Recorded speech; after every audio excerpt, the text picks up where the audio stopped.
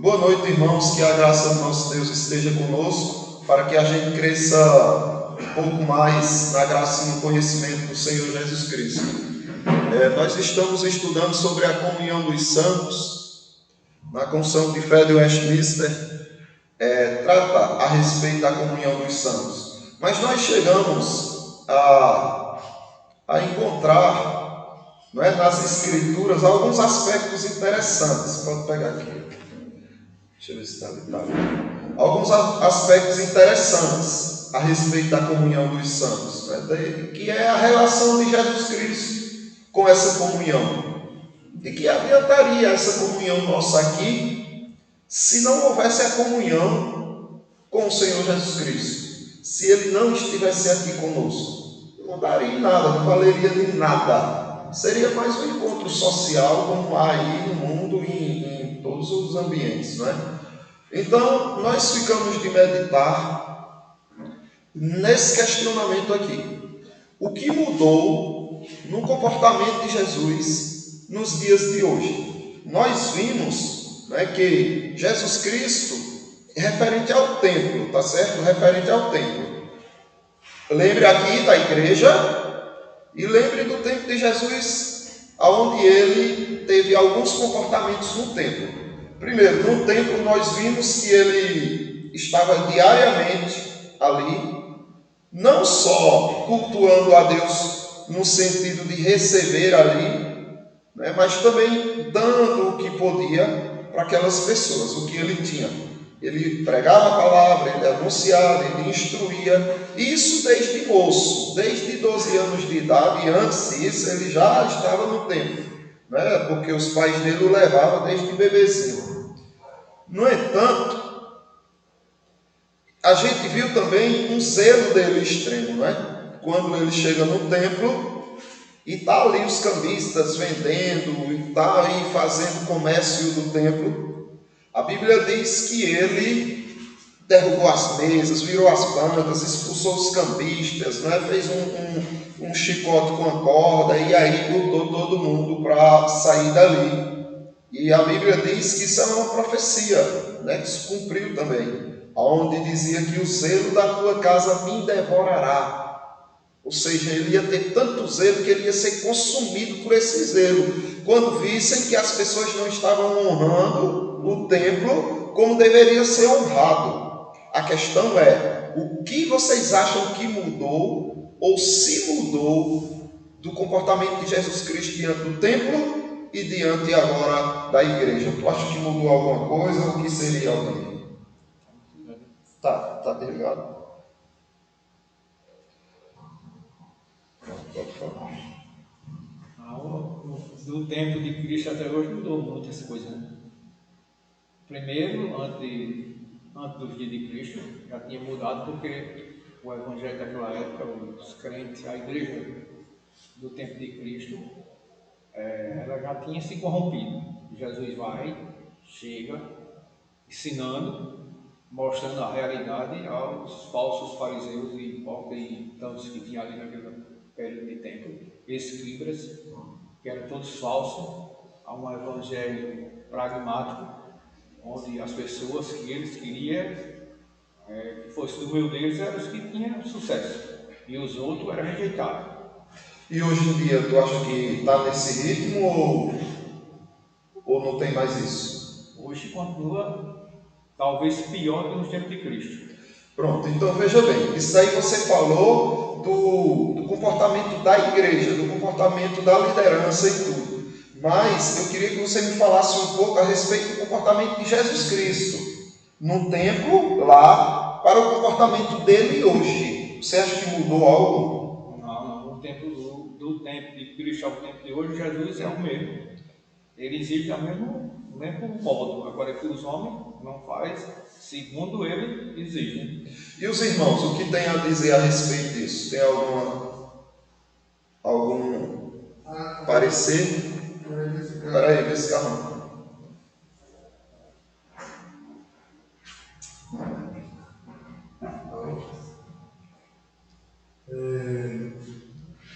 Nesse tempo aí, nesse tempo, no tempo, quando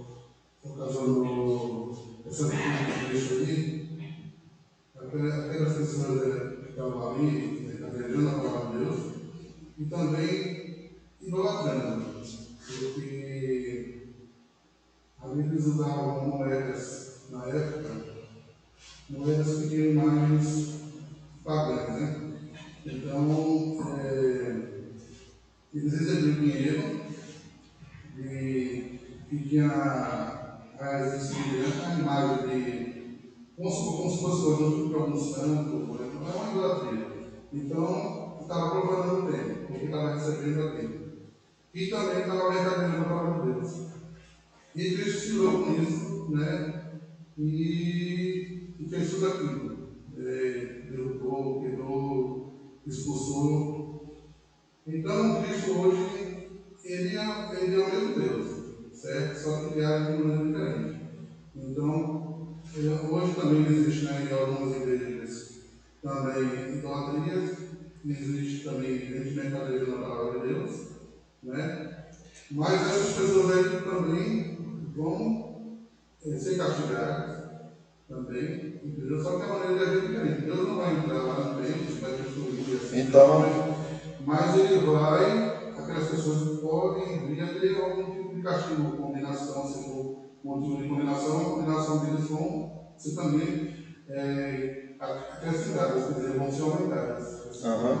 Então, no caso, você acredita que o zelo dele é o mesmo, mas a forma dele executar o seu zelo é que está diferente, mas ele tem o mesmo zelo do templo para com a igreja hoje, não é? E referente às moedas, às esfinges que tinham lá, no templo podia circular, porque não depositava, né? A viuvinha lá não depositou as moedinhas. Mas tinha povos diferentes que faziam moedas. Agora o que era...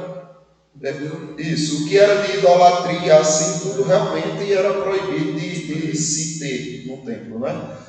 E essa questão do zelo ser exercido de forma diferente, a gente vai ver isso hoje, né? Se Deus ele age de forma diferente e tudo mais, que de fato tem alguma diferença. Por exemplo, como era o ciúme, o zelo de Jesus Cristo no templo? A gente viu isso, não foi?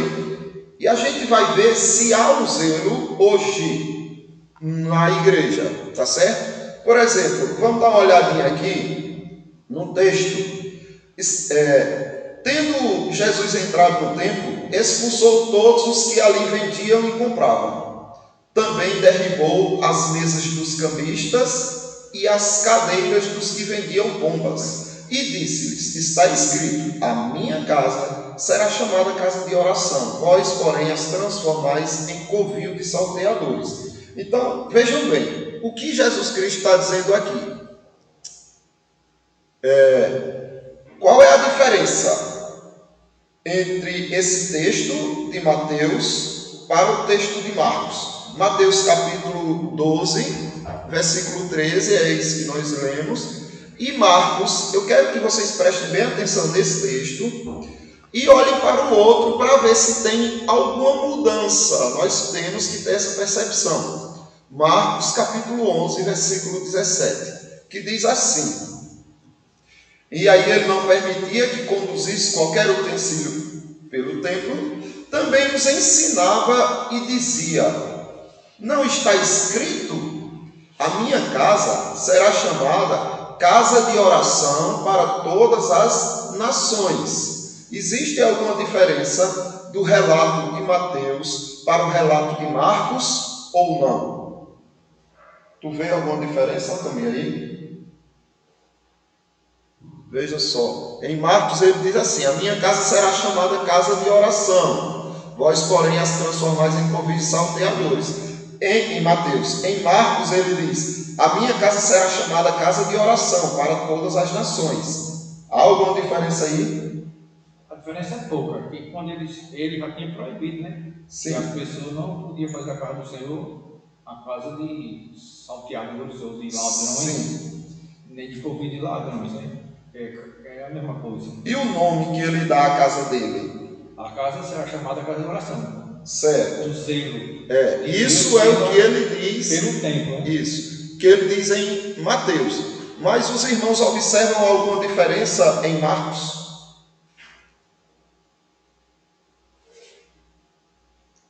A diferença é que em Marcos ela é chamada casa de oração e não casa de negócios. Não, tudo bem, não os dois são, em Marcos e em Mateus. Veja, a minha casa será chamada casa de oração. Em Mateus ele diz, a minha casa será chamada casa de oração.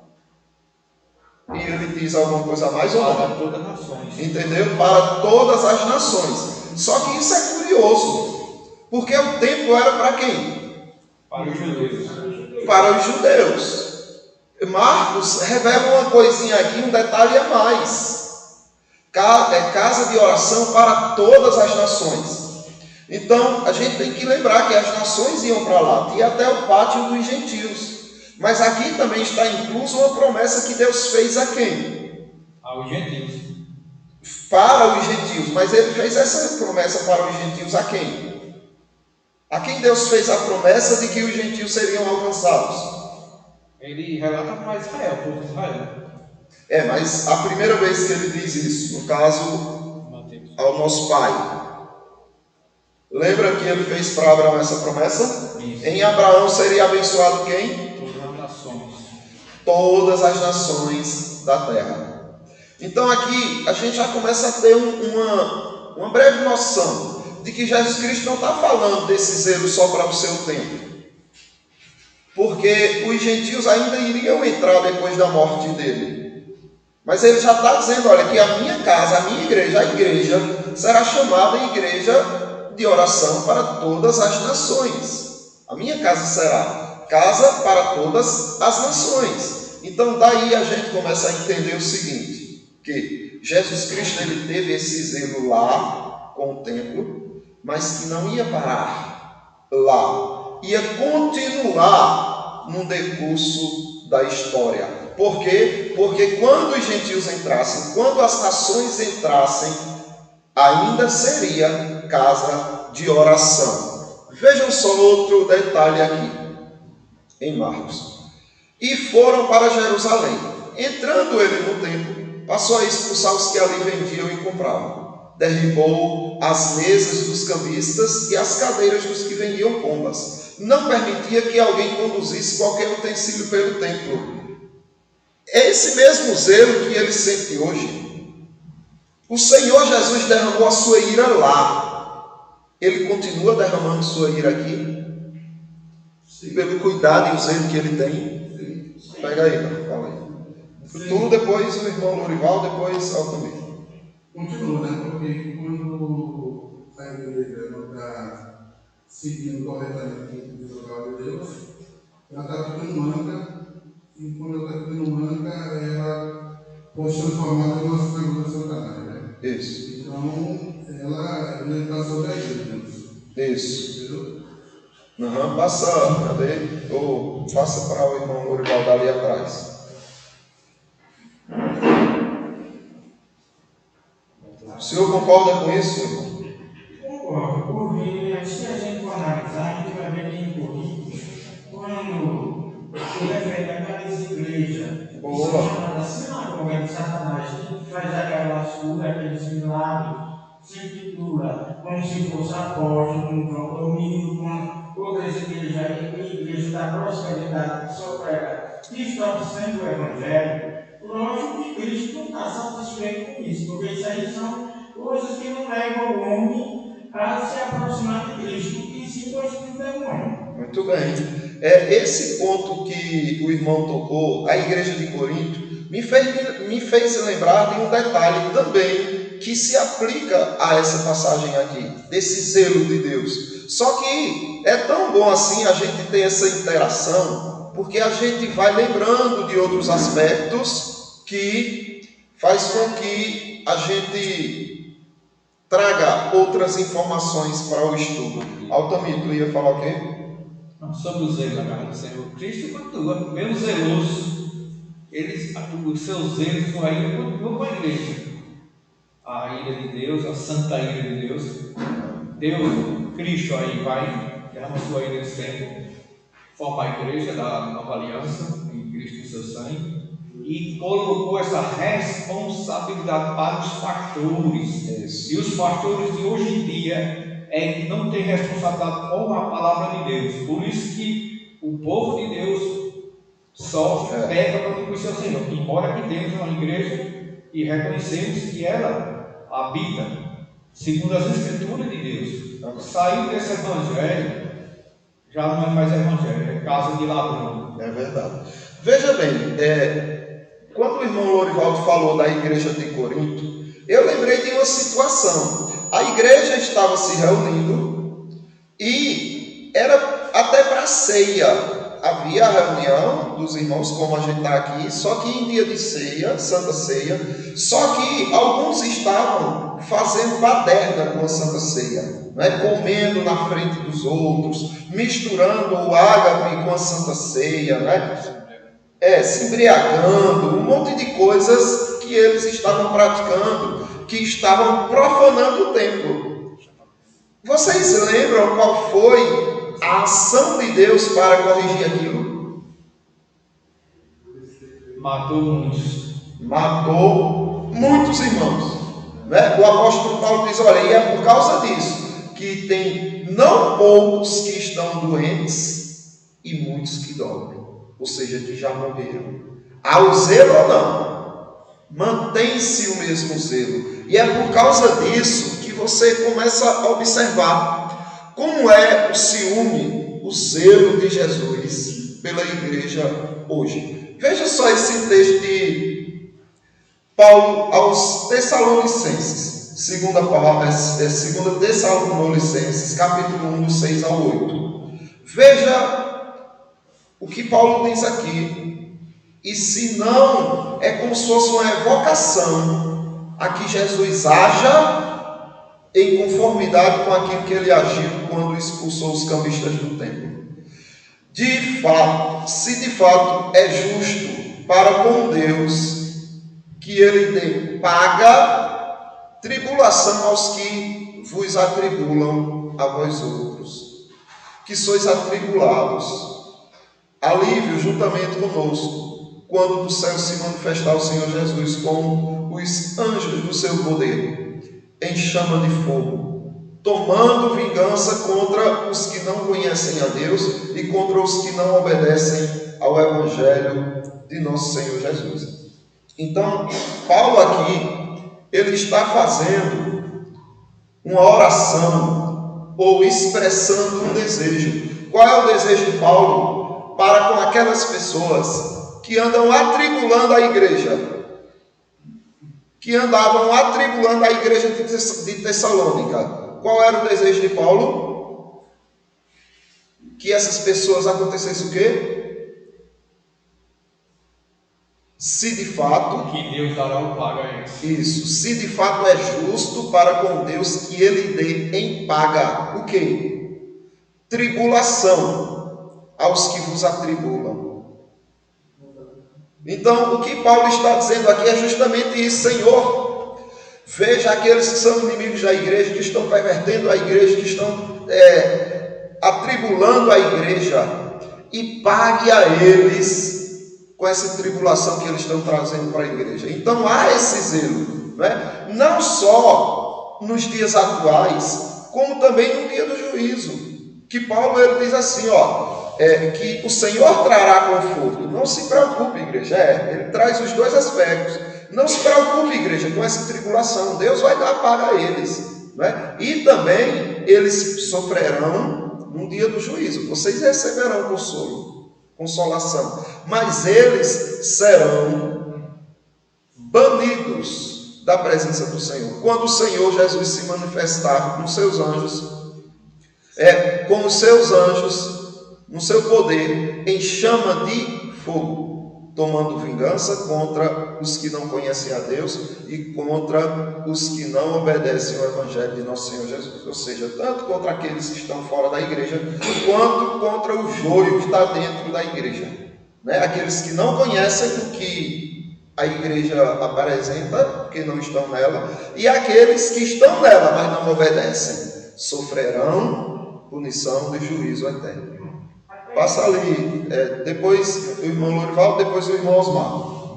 Nós vamos falando disso aí, eu lembrei de um texto que está escrito em Mateus 23. Sim. E diz assim: ai de vós, escribas de fariseu e hipócritas, porque dais o dízimo da hortelã, do reino do cominho e temos negligenciado os preceitos mais importantes da lei, a justiça, a misericórdia e a fé. Devereis, porém, fazer estas coisas, sem comprometer aquelas. Guia cego que corais o mosquito em torno do caminho. É, isso mesmo. Você vê a ira de Jesus Cristo contra essas pessoas que conduzem a igreja de forma irresponsável ou de forma interesseira. Pode falar, irmão. Completando o raciocínio, em 2 Coríntios 11:2, fala a respeito desse zelo tão profundo que devemos ter, e esse texto nos faz uma alusão bem interessante. Diz assim: porque estou zeloso de vós com o zelo de Deus, porque vos tenho preparado para vós, para vos apresentar como uma virgem pura ao marido, a saber, a Cristo. O zelo pelas coisas de Deus tem que ser muito profundo. Até fazendo uma alusão à época que era sendo considerada um atributo de uma noiva, né? A virgindade, mas como um atributo muito sério, de uma alta responsabilidade.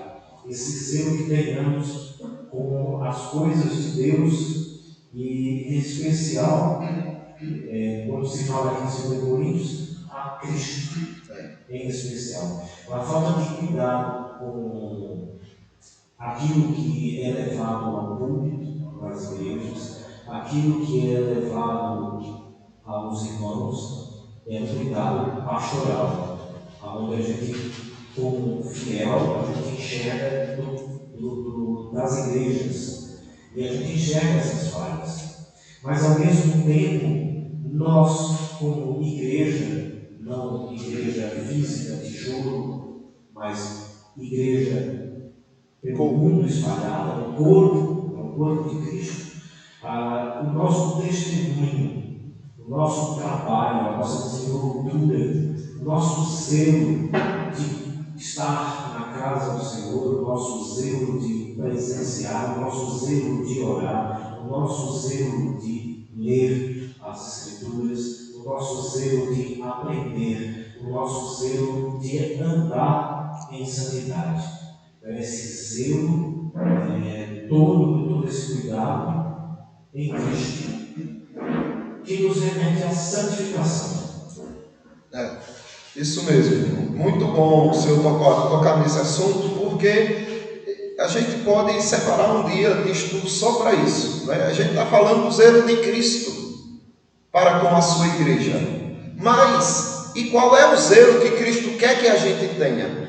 Não é? Porque se ele tem esse zelo, é porque se você agir em desconformidade para com aquilo que ele quer para a igreja dele, esse zelo dele vai vir à tona. Para que a gente não sofra o zelo dele, a gente precisa ter o zelo que ele tem. E aí ele vai estar satisfeito, né, e se agradando da igreja que está servindo. Veja só o que Paulo diz a respeito também daqueles que perturbavam a igreja na Galácia, a igreja dos Gálatas.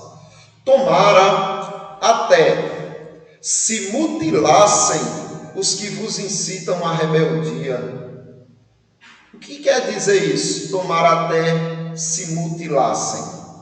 O que é uma pessoa ser mutilada? O que quer dizer isso? É o que se mais vê hoje em dia, né? Os caras matam os outros, deixam pedacinho. Ou então deixa esse sujeito vivo, sem braço, sem mão, sem olho, sem perna, mutilado. O que Paulo está dizendo aqui é o seguinte: aqueles que são inimigos da igreja, aqueles que perseguem a menina dos olhos de Deus, aqueles que tentam destruir, incitar a igreja à perversão, à corrupção, ao mal, quem dera fossem mutiladas essas pessoas, né? Fossem totalmente dilaceradas. Seria até melhor para elas, porque elas não acumulariam pecados sobre pecados. À medida que essas pessoas sentem liberdade de corromper a igreja, de perverter a igreja, elas estão acumulando um juízo terrível para o dia do julgamento final, certo? Então, observe que esse zelo ainda existe em Cristo. Cristo, ele não quer a igreja dele corrompida, como ele não queria o templo lá corrompido. Então, ele vai exercer a sua ira. Vai sim, ele é o mesmo. Agora como o Carlão disse, ele age de formas diferentes, sim. O pior castigo que ele pode mandar para pessoas que corrompem a igreja é entregar elas à operação do erro, por exemplo. Como está acontecendo, deixar elas viverem no erro, prosperando, achando que estão na verdade, não é? E aí descobrirão, mas Senhor, em Teu nome profetizamos, em Teu nome expulsamos demônios, em Teu nome fizemos muitos milagres. Apartai-vos de mim, eu nunca vos conheci. Vós praticais a iniquidade. Então, o pior castigo é esse. A surpresa que você pode ter lá. Então, para que não soframos desse zelo, tem que fazer como o irmão Osmar colocou, não é? Para você ver aí que... isso mesmo. Para você ver aí que... eu falando aí da palavra, que quando as pessoas praticavam ele, Deus fazia o quê? Mandava um né? Porque trabalhava muito com ele. E hoje em dia ele age diferente, faz isso. Então a pessoa que trabalhava ali fazia aquele pecado e morria, né? Agora não. Muitas pessoas pecam, continuam pecando vários e vários meses, anos, né? Anos, pecando. E prosperam. Mas isso o quê? Está acrescentando juízo, condenação para aquela pessoa. Então, é um caso diferente. Aquela pessoa no passado, muitas vezes, tem uma condenação menor, até hoje, que pensa que está bom, a condenação dele vai ser maior. E a gente tem que estar atento para essas punições. Eu não estou sendo punido. Será? Se você estiver no erro e estiver prosperando, é uma punição. E é das piores. Agora, ele também ainda hoje age, matando, adoecendo, uma pessoa que... Porque Paulo falou que os irmãos de Corinto estavam adoecendo, morrendo. Quando a igreja é dele, fiel mesmo a ele às vezes age justamente de forma física e direta. Oi, pode falar. No caso que o Carlão falou é o seguinte: a igreja morre, eles vão morrer lá. E hoje não morreu. Há uma diferença também. Ele morreu espiritualmente, toda a igreja. São espíritos, aquele defunto lá ambulante. Não serve para nada, só para fazer o mal e serão recompensados com o mal diante de Deus. Mas as pessoas dizem assim: aquela igreja foi prosperando demais. É verdade.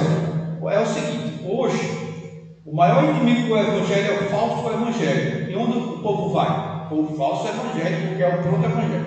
Todo evangelho pragmatismo é satânico. Ele prospera na terra, é o que vai prosperar mais, mas é o que vai ser condenado nos altos céus, e as pessoas que não têm a graça de Deus vão morrer todas para aí. Abram aí em Hebreus capítulo. Pode falar. Em caso de condenação, né? Porque eu não posso generalizar, porque muitas vezes pode ter alguém ali que seja pessoa de Deus, né? Agora, em caso de condenação, se for condenação, vai ter uma condenação maior, né? Nesse caso, tiver alguém lá dentro que pertence a Deus, né? Deus vai um arrependimento. Vamos ver aqui em Hebreus, que esse texto eu não coloquei, mas é muito bom assim os irmãos estarem interagindo, porque faz com que a gente lembre de outros momentos bíblicos que corroboram com o que a gente vem falando, né? Mas é o seguinte: uma igreja que prega o erro, ela nunca vai sair do erro. Hebreus capítulo 12. Mas se há uma igreja que prega a verdade e ela pertence ao Senhor, não é? Ela pode se corromper e pregar o erro, só que Deus vai trazer ela à luz novamente, só que muitas vezes a duras penas, não é? Como por exemplo as 7 igrejas do Apocalipse, quantas delas Deus disse: estou matando, né? E vocês não estão enxergando, né? Matarei os teus filhos, arrepende-te. E quantos existem hoje lá? Algumas já. Veja só. Hebreus capítulo 12. Aí ele vai falar aqui da forma de Deus agir, do zelo de Deus. Isso é para cada irmão, mas também é referente à igreja em si. Ora, na vossa luta contra o pecado, no versículo 4, viu? Ainda não tendes resistido até o sangue, e estáis esquecidos da exortação, que como a filho discorre convosco. Filho meu, não menosprezes a correção que vem do Senhor, nem desmaieis, quando por ele és reprovado, porque o Senhor corrige a quem ama, e açoita a todo filho a quem recebe. E não açoitar nem bastardo. Isso é zelo, irmãos. Isso é zelo. O Senhor olha para o seu filho, olha para a sua filha, para a igreja dele, e diz: espera aí, estão no erro, mas são meus, é minha filha, não vou deixar no erro não, e traz a correção. E a correção muitas vezes é muito dolorosa, certo? Então é melhor a gente ter esse mesmo zelo, olhar primeiro para a nossa vida, né? Porque também a gente sofre essa tentação de olhar para o outro. Nossa, está no erro Aldamir. Nossa, o irmãozinho cometeu um erro. Às vezes a gente tem essa tendência de olhar para o outro e esquece de primeiro olhar para nós. Então, peraí, eu tenho que ter o zelo do Senhor, a começar por mim. Aonde eu preciso me corrigir, né? Aonde eu estou errando, e buscar a correção. Tá certo? Tem algum aí? Acho que é de como dois aí. 2:2. Portanto, és indesculpável, ó homem, quando julgas quem quer que sejas, porque ao que julgas a outro, a ti mesmo te condenas, pois praticas as mesmas coisas que condenas. Então a gente tem que ter esse zelo, irmãos, mas esse zelo tem que partir de nós, para nós mesmos. Olha, eu não sou igreja. Não tirem essa ideia da cabeça de que dessa frase de você dizer eu sou igreja. Você não é igreja. Você é membro da igreja. Você é membro do corpo de Cristo. Um membro não pode dizer eu sou o corpo. Meu dedo não pode dizer eu sou o corpo. Ele faz parte do corpo. Porque essa noção de que eu sou igreja leva você a viver de forma desigrejada, como muitos vivem por aí. Não, igreja sou eu. Então, onde eu estiver, eu cultuo. Você pode cultuar onde você estiver, mas se você estiver fora do corpo, você é um membro amputado. Você não é igreja, você é um membro amputado. Então, você tem que estar no corpo, você tem que estar em comunhão. Sem essa comunhão, aqui ou em outros lugares, sem essa união, essa comunhão, não há igreja. Então você não é igreja, você é membro do corpo de Cristo. Você faz parte da igreja, você compõe a igreja. Então a gente precisa ter cuidado com isso. Olha, peraí, e se eu estiver errado? Aí eu preciso me corrigir. Então a gente tem esse zelo para com a nossa vida. Por quê? Porque nós não pertencemos a nós mesmos, nós pertencemos ao Senhor, e Ele vai nos corrigir. Veja só como é sério isso daí. 1 Coríntios capítulo 3, do 16 ao 17. Não sabeis que sois o quê? Santuário de Deus. Vocês não sabiam que vocês são santuário de Deus? Observe, ele não está falando no singular. Ele não está dizendo, você não sabe que você é santuário de Deus, apesar de que eu sou, você é. Mas ele está falando no plural, no sentido de dizer o seguinte: o Espírito Santo habita na igreja. Se você está na igreja, consequentemente o Espírito Santo habita em você. Se você não faz parte da igreja de Cristo, o Espírito Santo habita em você? Não. Então, não sabeis que sois santuário de Deus e que o Espírito de Deus habita onde? Em vós. Em vós. O Espírito Santo de Deus habita na igreja. Mas suponha que alguém queira destruir a igreja, destruir o santuário de Deus, que se alguém destruir o santuário de Deus, o que é que Deus vai fazer? Deus o destruirá. Por que Deus fará isso? Porque o santuário é de Deus. porque é dele e ele é zeloso com o templo dele, com a igreja dele. O mesmo Cristo que teve aquela ira santa lá, tem a mesma ira santa cá. Só que nós nem percebemos que muitas vezes nós contribuímos com a destruição da igreja. É óbvio, a gente nunca vai conseguir, não é? Eu lembro de um pastor reformado, que alguém perguntou para ele o seguinte, né, um ateuzinho aí desses, nem ateu prático, né, que vivia sem igreja, mas acreditava que dava para viver sem igreja e tudo mais. Ele disse: mas pastor, o senhor tão inteligente, tão culto, acredita mesmo na igreja? Porque se os irmãos olharem direitinho, aí tem lugar para ter defeito, né? Irmãos problemáticos, cada um com suas dificuldades. É uma sociedade divina, mas que muito problemática. E ele perguntou: o senhor acredita mesmo na igreja? Como quem estava ridicularizando ali o fato dele crer na igreja. Ele disse: sim, eu acredito e muito, porque faz mais de 2000 anos que os crentes tentam destruir ela e não conseguem. Nós, muitas vezes, trabalhamos para a destruição da igreja e não percebemos. Quando nós fazemos isso? Vocês conseguem identificar? É um dos motivos. Passa ali para o irmão Lorival, porque isso é importante, isso que ele falou.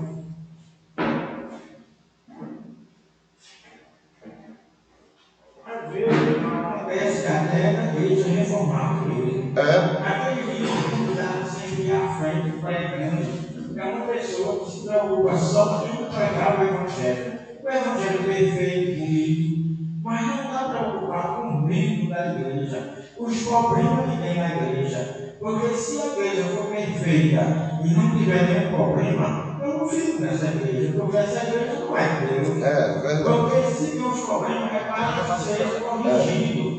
Então, esse que está na liderança, ele tem por obrigação de ficar sabendo dos problemas e tomar uma solução para corrigir aquilo ali. Não vai se esconder por muito tempo, por décadas, mas só foi estragar a igreja e destruí-la. Perfeito. Então veja, se a igreja está passando por dificuldades e eu, como líder, não luto para corrigir essas dificuldades, eu estou fazendo o que com a igreja?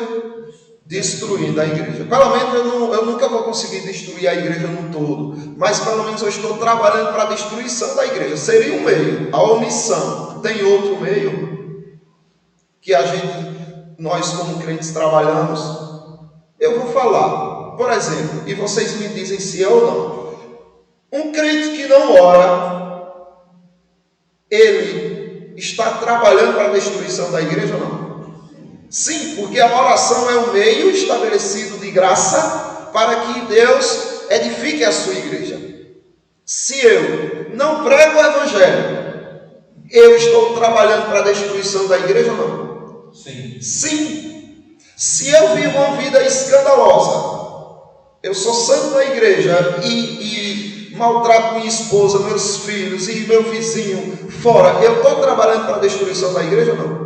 Percebem, irmãos, que é muito além do que simplesmente atacar. O fato de você se omitir, como o irmão Lorival colocou, já é uma forma de destruir a igreja. E Deus diz que aquele que destruir a igreja, Deus o destruirá. Porque o santuário de Deus, que sois vós, é sagrado. Sagrado. No caso do pecado, a igreja feia, sem foco, sem pessoas fracas, pecadoras. Por quê? Porque onde há ferro, há ferrugem. Onde há o homem, há pecado. Onde há fumaça, há fogo. Onde há o homem, há pecado. Aqui tem um monte de pecador. Qual é o que não tem pecado aí? É verdade. E qual é o que dá sem pecado? Isso. E o que é que precisa ser feito? Existem sociedades que dizem, deixa assim mesmo, né? Poxa, quem é tu para julgar? Quem é tu para... E vivem desse jeito. Mas aí a diferença é que, como ferro, a gente tem que estar sempre se afiando um ao outro para o ferrugem ir embora. Não é? Como fogo, tem fumaça, tem fogo ali, eu vou apagar. né? Epa, tem homem, tem pecado, eu vou corrigir. Então é essa luta constante pelo zelo sagrado do santuário de Deus. Entrega aqui a Carol. Espera aí, viu, Carol? Está aqui. Deixa. Lá em Mateus 21, agora no momento do treinado para você, como Deus está falando, porque está falando ali, a questão da liberdade, né? Uhum. Então, eu não sei se é Mateus. Encosta no microfone. Então, Deus fala sobre a questão da liberdade, né? Então, a gente não pode, porque Deus ele nos deu essa não nos deu liberdade. Então, essa liberdade nossa, a gente não pode deixar que a gente venha, porque ser livre, entrar no conselho da carne. Então, assim, entrar no pecado. Porque se sente tão livre que fala assim, agora eu posso fazer o que eu quero. Não é assim dessa forma, né? A gente tem que viver em si. Isso. De acordo com a vontade de Deus, de acordo com o Espírito Santo. Então, eu não posso deixar que isso aconteça. Então, para isso, a gente tem que ter a questão da oração. Né? Da busca do zelo. E pedir ao Espírito Santo que nos conceda essa perseverança e não viver na carne. Porque nós somos libertos justamente da carne. Então não faz sentido usar a liberdade para servir a carne. Aí é libertinagem. Então, irmãos, nós vamos ter que encerrar porque não vai dar tempo da gente concluir, tá certo? Já passou do horário, mas eu quero fechar com mais um texto que reforça o fato de você reunido ou você como igreja, no sentido de ser um escolhido de Deus para compor esse corpo, né, que é a igreja, é o corpo de Cristo. Corrobora com esse texto, observe, ainda em 1 Coríntios capítulo 6, 19 e 20. Acaso não sabeis que o vosso corpo é santuário do Espírito Santo? Lembram o que Tiago diz a respeito do Espírito Santo? Que o Espírito Santo sente o que por você? Ele tem o que por você? Zelo, ciúmes. Não sabeis que o Espírito Santo tem ciúme de vós? Então, nós somos santuários do Espírito Santo, que está em vós, o qual tendes da parte de Deus. Agora observe aqui. E que não sois de vós mesmos. Você não é de você mesmo. Vocês não pertencem a vocês mesmos, porque fostes comprado por preço. Agora, pois, glorificai a Deus no vosso corpo. Então é esse o conceito, é esse o princípio, é esse o propósito, é esse o sentido de nossa vida. O sentido de nossa vida está aqui. Glorificar a Deus com o nosso corpo. A igreja tem que ter esse propósito. E quando ela está se corrompendo, ou ela se corrige rápido, feito Paulo diz, né? Se vocês julgassem a vocês mesmos, não seriam punidos. Mas como não julgam, aí Deus precisa julgar e punir. A pergunta que eu quero veja só, a gente falou do comportamento de Jesus Cristo como corrigindo os erros que tem na igreja.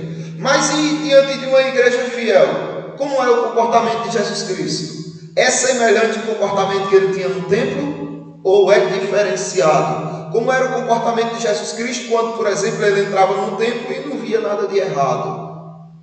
Como era que ele fazia?